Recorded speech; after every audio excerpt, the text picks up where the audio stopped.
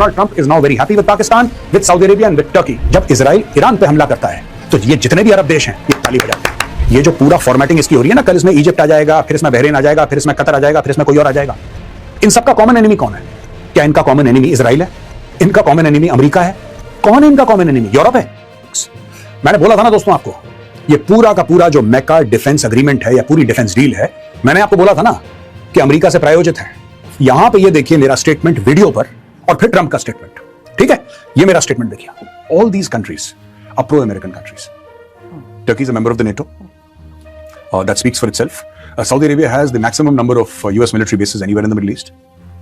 That's the second part. And Pakistan is that whole country is mortgaged to the Americans. They've taken so much money from the Americans, whether it's through the IMF, directly from America, World Bank, Asian Development Bank, etc., etc. Pakistan is neck deep in loans. Pakistan cannot say no to the Americans. These are all three pro-American countries.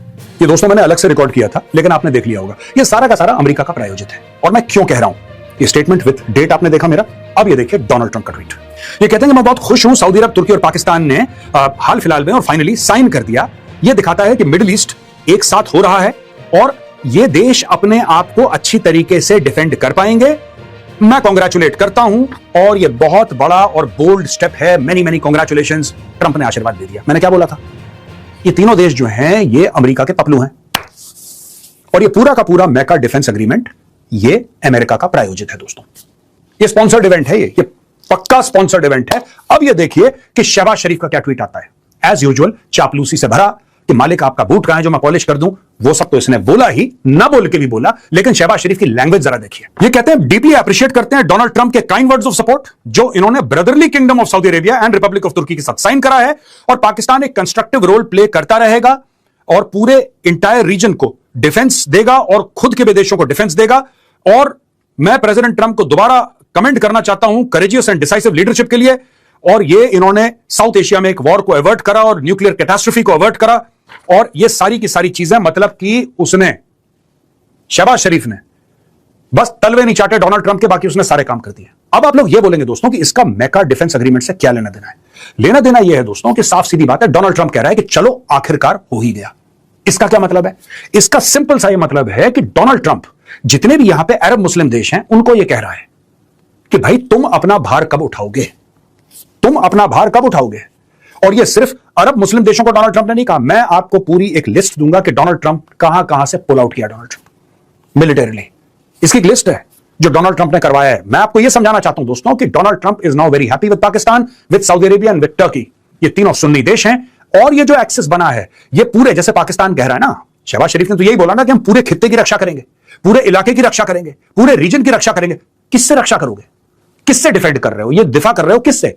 कौन है दुश्मन इधर? पहले मैं ये समझ लूं ना, दुश्मन कौन है? कोई ये तो बताए। कोई दुश्मन के खिलाफ ही तो आप डिफेंड करते हैं ना। आप ही कहते हैं कि साहब मेरे ऊपर हमला होगा तो मैं डिफेंड कर लूंगा। मेरे ऊपर हमला होगा, ये हमला कर कौन रहा है? और अगर इनका इंटेंट ठीक है, ये मुस्लिम कंट्रीज का इंटेंट ठीक है, तो ईरान को इसका हिस्सा क्यों नहीं बनाया? मैं ये जानना चाहता हूं। इस पूरे मेका डिफेंस एग्रीमेंट में ईरान कहां है? मैं बार बार कह रहा हूं दोस्तों, हमला तो ईरान के ऊपर हुआ है। नॉन मुस्लिम कंट्रीज हैं जिसमें शामिल इजराइल, शामिल यूनाइटेड स्टेट्स ऑफ अमेरिका, उन लोगों ने हमला किया है ना। They are the people who have attacked Iran. Iran थोड़ा ना गया था उनके घर में हमला करने के लिए। जो कन्वेंशनल अटैक हुआ है, जो मिलिट्री अटैक हुआ है, वो तो इजराइल और अमेरिका ने मिलकर ईरान के ऊपर करा 28 फरवरी को। अटैक तो ईरान पे हुआ ना। तो जब ईरान पे अटैक हुआ और इसमें अगर पूरी मुस्लिम दुनिया यह समझती है कि ईरान विक्टिम है, तो ये मेका अग्रीमेंट में ईरान कहां बैठा है? वहां पे मसूद पेज़ेश्कियां क्यों नहीं बैठा था मक्का में? यह मैं आपसे जानना चाह रहा हूं दोस्तों, और आप लिखिए कमेंट्स में क्यों नहीं बैठा था। अब मैं आपको बताता हूं गेम क्या है। यह सारा का सारा प्रायोजित है, सारा का सारा स्पॉन्सर्ड मामला है, अमेरिका स्पॉन्सर्ड मामला है। अमेरिका चाहता है कि साहब आप लोग आओ और अपना डिफेंस खुद देखो। Do not depend on the United States of America कि अमेरिका आएगा और बचाएगा। आप ये मत सोचना प्लीज, कोई गलतफहमी में मत रहना कि झटका पड़ा अमेरिका को, इसके बाद अमेरिका ने यह डायलॉगबाजी शुरू करी है। झटका किसने दिया? ईरान ने। अमेरिका के बेसिस तबाह कर दिए। ठीक है, आज की तारीख में भी स्ट्रेट ऑफ हॉर्मुज का गर्दन ऐसे पकड़ रखी है ईरान ने ऐसे। पर आप इस गलतफहमी में मत रहना कि अमेरिका ने मार खाने के बाद अपने बेसिस पर अमेरिका ने स्टेप लिया ना। अमेरिका की बहुत पुरानी कहानी है दोस्तों, खासतौर से डोनाल्ड ट्रंप की कहानी है। आज मैं आपको यह बताऊंगा वो कौन कौन सी बड़ी चीजें थी, कौन कौन से मिलिट्री इनके डिप्लॉयमेंट थे, जिससे डोनाल्ड ट्रंप ने यह बोला है कि नहीं साहब ऐसा है कि हम पीछे हट रहे हैं। देखिए अपने स्क्रीन पे दोस्तों, सबसे पहले है सीरिया। 2018-2019 यूएस फोर्सेस को सीरिया से हटाया, बोला कि हमने इस्लामिक स्टेट को हरा दिया है और फिर बाद में जाके डोनाल्ड ट्रंप ने यह बोला कि जो तेल के कुएं हैं उसके आसपास यूएस फोर्सेस रहेंगी, बाकी सीरिया से यूएस फोर्सेस हट जाएंगी। यह डोनाल्ड ट्रंप ने सीरिया में करा 2018-2019 में। अफगानिस्तान 2020-2021। अब गालियां पड़ रही हैं जो बाइडेन को, गालियां पड़ रही हैं जो बाइडेन को कि तुम्हारा बंदा देखो यहां से भाग कर आ गए और 20 साल के बाद तुमने क्या अचीव करा और तुम लोगों ने गलत करा और एक Joe Biden is a weak president और ये सब। और इसमें बोलने वाला डोनाल्ड ट्रंप सबसे आगे। ये देखो कितना शर्मनाक हुआ है विड्रॉल, और ये क्या शर्म की बात है, और जो बाइडेन तुम किसी लायक नहीं हो। बहुत कम लोगों को पता है कि डोनाल्ड ट्रंप की सरकार ने तालिबान के साथ दोहा में दोहा अकॉर्ड साइन किया था, और जब ज़ल्मै खलीलजाद वो साइन कर रहा था, एक तरफ वो था एक तरफ मुल्ला बरादर था, ये सारी की सारी टीम जब साइन कर रही थी दोहा अकॉर्ड, तो Donald Trump was the president of the United states.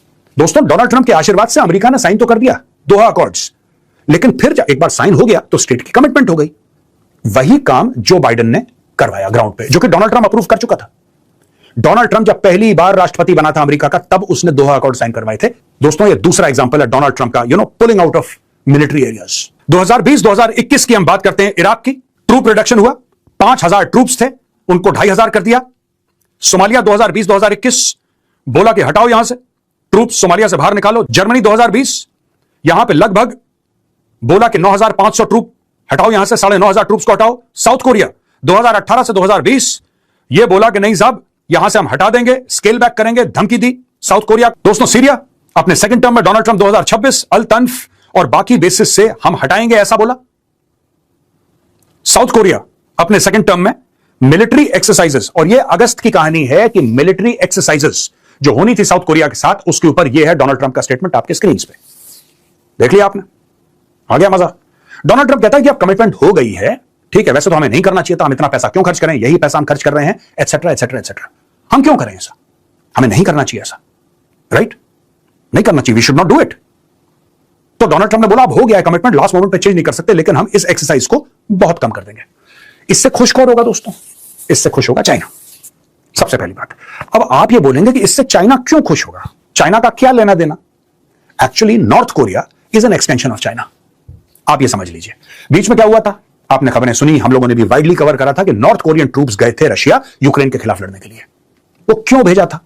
वो इसलिए भेजा था कि नॉर्थ कोरियन ट्रूप्स को बैटल एक्सपीरियंस मिल जाए। उन्होंने लड़ाई वड़ाई तो लड़ी नहीं, वो लंबी चौड़ी परेड शरेड करते हैं, रॉकेट हवा में फायर करते हैं, लेकिन फिजिकली ग्राउंड पर लड़ना नॉर्थ कोरियन ट्रूप्स को, इस जनरेशन को नहीं आता। एक जमाने में लड़े थे और बहुत भयानक लड़ाई हुई थी वो, लेकिन बहुत पहले की बात है, वो 40-50 साल पहले की बात है। आज की तारीख में दे हैव नॉट फॉट, उनकी 3 जनरेशन निकल गई, उनको लड़ाई नहीं कभी किसी से, तो उनको भेजा गया लड़ने के लिए। So they got some battle experience. आज की तारीख में भी नॉर्थ कोरियन ट्रूप्स रशिया के साथ यूक्रेन के खिलाफ लड़ रहे हैं।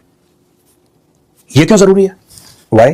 ये इसलिए जरूरी है दोस्तों, क्योंकि आप मान के चलिए जब चाइना कदम उठाएगा ताइवान लेने के लिए, मिलिटरीली कदम उठाएगा ताइवान लेने के लिए, उस समय साउथ कोरिया और अमेरिकन ट्रूप्स को बिजी रखेगा नॉर्थ कोरिया।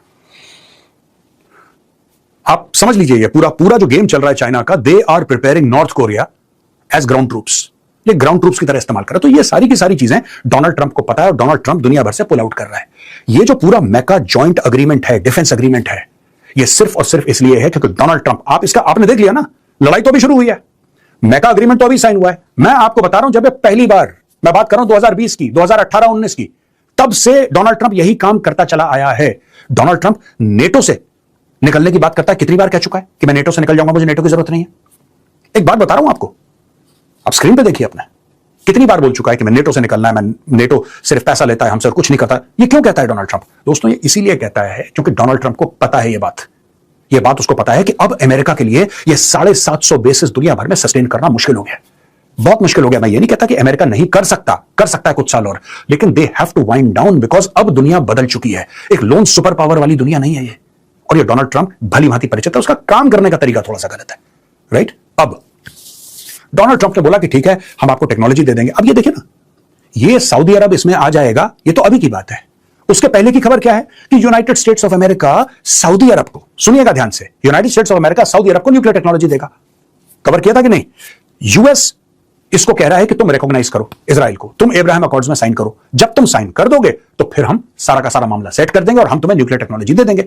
उसमें भी डोनाल्ड ट्रंप कॉम्प्रोमाइज कर लेगा, थोड़ा बहुत कॉम्प्रोमाइज कर लेगा कि हाँ, कुछ आप एक कदम आगे लो, हम एक कदम आगे लेते हैं, कहीं मिडिल ग्राउंड करके डील अपनी कर लेंगे। ये डोनाल्ड ट्रंप का गेम है दोस्तों। और मैं आपको एक और बात बताऊं, जब इजराइल अटैक करता है, जब इजराइल ईरान पे हमला करता है, तो ये जितने भी अरब देश हैं ये ताली बजाते हैं। ये मैं ऑन रिकॉर्ड कह रहा हूं, और कोई मुझे गलत प्रूफ कर दे, सब ताली बजाते हैं। ये मुंह पे कुछ और बोले कि नहीं ये तो यहूदियों ने गलत कर दिया है, एंड यहूदीज they have attacked Iran and this is very bad. This is on the face of it. Privately all these Arab Muslim countries are celebrating, क्योंकि सबको अगर खतरा है तो ईरान से है। और ये आपने देख लिया, ईरान ने सब पे बम मारे, राइट? उसने ओमान पे, बहरीन पे, कतर पे, यूएई पे, सऊदी अरब पे, कुवैत पे, जॉर्डन पे, ऐसी 7 कंट्रीज हैं जिस पे उसने बम मारे। उन कंट्रीज ने अटैक नहीं करा, इन्होंने अटैक कर दिया, यानी कि दुश्मनी तो है। तो ये जो पूरा मेका डिफेंस अकॉर्ड है दोस्तों, इसका कोई लेना देना नहीं है जो पाकिस्तान कह रहा है कि हम पूरे इलाके को प्रोटेक्ट करेंगे और ये करेंगे वो करेंगे। ना ना, मैंने बहुत पहले बोला था ना पाकिस्तान धोखा देगा, बोला था मैंने, याद है आपको मेरा पुराना वीडियो, पाकिस्तान धोखा देगा ईरान को। ये देखिए मेरा पुराना वीडियो। ईरान की पीठ में खंजर डालने वाला है पाकिस्तान। पाकिस्तान धोखा देगा ईरान को। एक तो कौमी आदत है पाकिस्तानियों की, राइट? पूरा मुल्क ही धोखे पे बना था, ठीक है? उसके अलावा भी इन्होंने तालिबान को धोखा दिया, इन्होंने अमेरिकन को धोखा दिया, इन्होंने चाइनीज को धोखा दिया, इन्होंने सबको धोखा दिया। तो वो एक कौमी फितरत है भैया, उससे जो ब्लड में होता है आप उससे बाहर नहीं आ सकते। आप इंप्रूव कर सकते हैं, लेकिन जो ब्लड में चीज हो जाती है ना, जो खून में सनी